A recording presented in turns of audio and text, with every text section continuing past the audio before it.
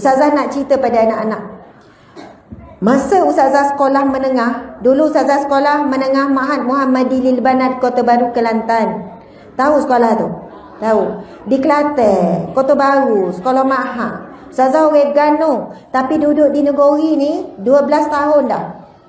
12 tahun. Ustazah daripada 2008, sekarang 2022. Jadi 14 tahun. Ustazah dah bernikah 17 tahun. Sebab anak sulung umur 16. Namanya Atikah. Masya Allah. Tahun depan SPM kan? Baik.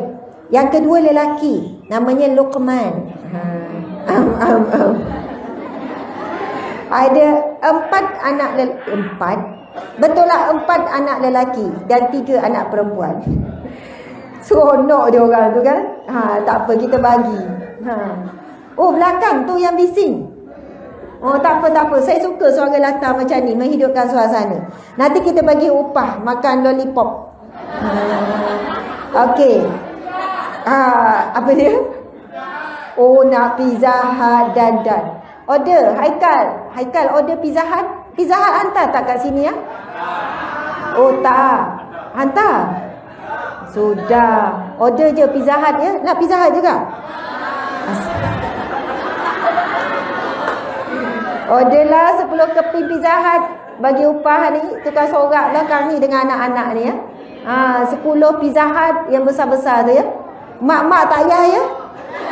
Alhamdulillah lega. Jangan nanti menyelik juga ambil pizza tu. Jangan tahu untuk anak-anak dengan kumpulan sorak belakang ni je.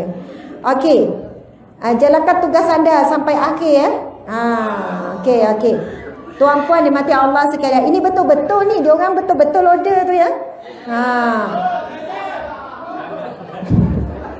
Macam over lah pula kan daripada saya. Okey, dengar ni nak cerita. Masa Ustazah sekolah menengah, Ustazah suka duduk kalau dalam kelas. Kalau pindah-pindah kelas pun, tahu tak Ustazah suka duduk kat mana? Depan cikgu. Bukan belakang ya. Depan cikgu. Saya suka duduk, kan ada meja yang bersambung dengan meja guru. Saya suka depan meja cikgu tu. Sebab Ustazah pun suka borak. Masa orang tengah buat kerja sekolah, cikgu depan tu kan, cikgu borak dengan Ustazah, Ustazah borak dengan cikgu. Ustazah jadi pengerusi badan kaunseling. Rupanya masa sekolah menengah lagi dah suka dengar masalah orang. Jadi kaunselor. Lepas tu jadi perudi cara rumah tangga. Ada seorang ustazah ni, dia selalulah nasihat ustazah. Nasihat apa? Pasal bab rumah tangga. Esok Asma kalau kahwin gini-gini. Pada ustazah baru tingkatan 2, baru tingkatan 1, baru tingkatan 3, macam tu lah kan. Satu hari ustazah ni tanya pada ustazah, Asma dah berdoa belum? Dah doa belum nak dapat suami yang soleh? Ustazah nak tanya kamu dah doa belum nak dapat suami yang baik? Ada yang belum, ada yang dah. Tapi kebanyakannya belum, betul tak? Kamu rasa macam malu kan nak doa macam tu kan? Macam gedik lah pula kan? Okey, masa tu bila ustazah tu tanya, tahu tak zaman ustazah telefon tak ada. Ustazah telefon ni start masa ustazah universiti. Handphone ni tak ada. Zaman ustazah, kalau nak tengok cerita drama, seminggu sekali duk asrama langsung tak tengok lah. Tapi cerita-cerita romantik ni tak banyak. TV cerita boring. Tak ada apa nak tengok lah zaman ustazah. Masuk ustazah ialah zaman tu bab bercinta-cinta ni tak ada sangat. Sekolah pula perempuan saja, tak ada lelaki. Jadi lagi tak fikir pasal bab kahwin-kahwin ni. Tapi bila ustazah tu tanya, Asma, kamu dah doa belum nak dapat suami yang baik? Lepas tu ustazah jawab, tak, ustazah mana fikir, geli lah, tak fikir, geli. Cakap macam tu kan. Tahu tak apa yang ustazah tu cakap? Asma, kalau kamu tak mula doa daripada sekarang, sangat susah untuk kamu dapat seorang lelaki yang beriman, lelaki yang baik pada zaman kamu. Sebab ustazah ni cakap, zaman ustazah pun dah payah. Rupanya ustazah itu lama-lama dia mula cerita pada ustazah, dia diuji dengan suami yang tak solat, suami tak bertanggungjawab. Dia cerita sikit-sikit je lah. Ustazah faham dia terlalu terbeban dengan ujian rumah tangga. Dia bukan nak buka aib suami dia. Ustazah tak kenal pun suami dia. Cuma dia nak bagi tahu Allah akan menguji hamba-hambanya yang baik, walaupun dia baik, diuji juga dengan suami yang begini. Tapi sebab ustazah tu sayang sangat pada kita sebagai anak murid, dia pesan pada ustazah, Asma, kamu dah kena doa daripada sekarang. Walaupun kamu malu dengan Allah masa berdoa, walaupun kamu rasa macam doa tu tak patut lagi, kamu nak fokus pasal belajar je, tapi kamu selitlah doa-doa supaya Allah berikan suami yang baik. Sejak daripada itulah ustazah mula berdoa malu-malu dengan Allah. Ya Allah, berilah suami yang baik. Macam tu. Malu nak minta. Sebab kita tak terfikir, rasa macam bukan masanya lagi. Tapi betul atau tidak, sekarang ni pelajar sekolah menengah dah mula bercinta, betul tak?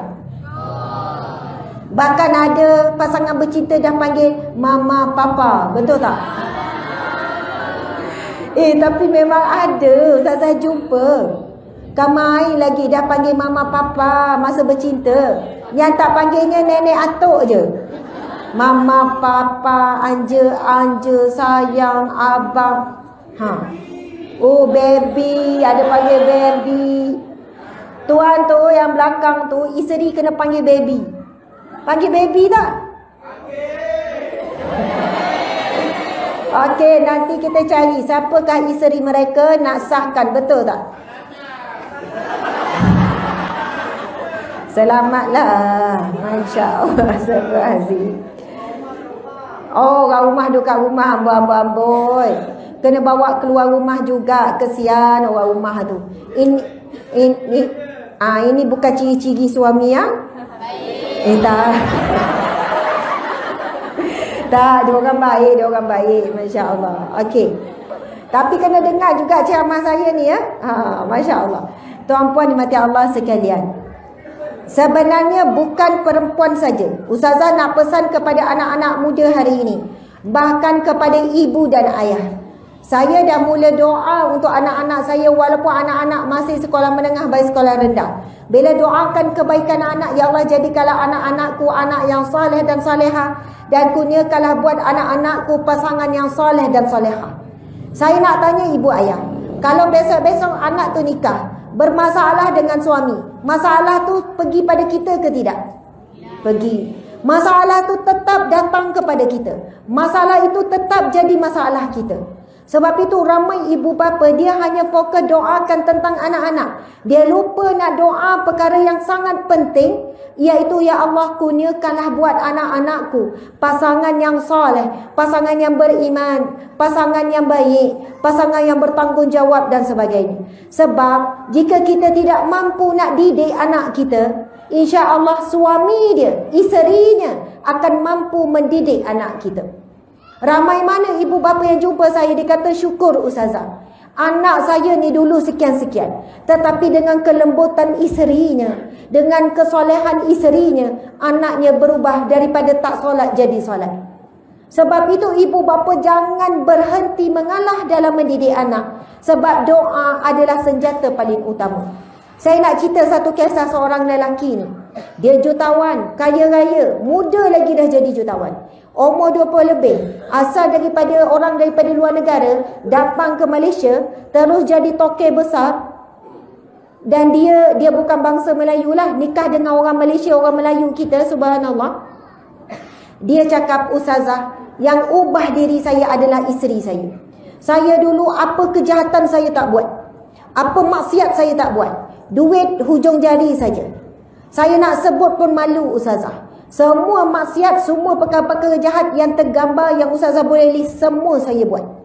Sampai kalau saya masuk klub tu, saya masuk pub tu, macam orang akan beri laluan. Soalannya saya ni abang kawasan untuk buat maksiat, orang beri laluan. Semayang tu memang langsung tak semayang lah.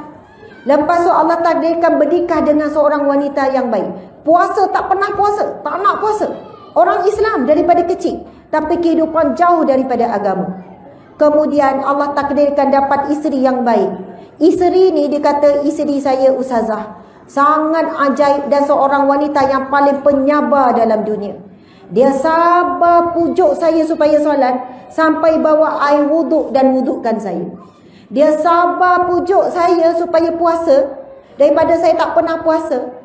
Bila hari pertama, padahal dah besar ni, kahwin masa umur 24, 25, dah tua ni, dia pujuk, abang puasalah setengah hari je, puasalah, puasalah, macam pujuk anak kecil.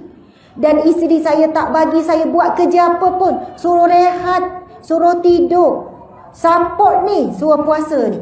Sampai ketika ustazah saya dapat puasa penuh, sampai sekarang alhamdulillah. Sekarang saya solat penuh dan sekarang saya dah tunaikan haji, saya pergi umrah.